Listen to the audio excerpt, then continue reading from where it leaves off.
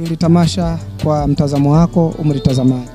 Limefana sana, namshukuru Mungu sana, limefana. Hata wakati nimepewa taarifa kwamba nitafanya utambulisho wa wachezaji, nilikuwa ninadhani labda watakuwa ni wachezaji ambao ninawatambulisha kikawaida, watu kuwa wengi, watakuwa ni kitu cha kawaida, lakini watu walikuwepo ni wengi sana. Mwamko huu kama unavyoona Bonyokwa kuna mwamko, lakini mwamko wa leo ulikuwa ni wa zaidi sana. Watu walikuwepo ni wengi, vijana walikuwepo ni wengi, watu wazima pia walikuwepo ni wengi, kitu ambacho kimeongeza mwamko na morale kwa vijana hawa kwamba kumbe tunaweza kufanya kitu kikubwa zaidi sasa na hata hapo baadaye.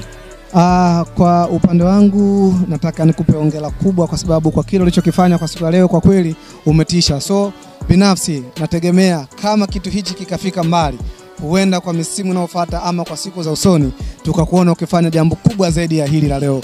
Kwa upande wangu hongera sana kwako. Asante sana.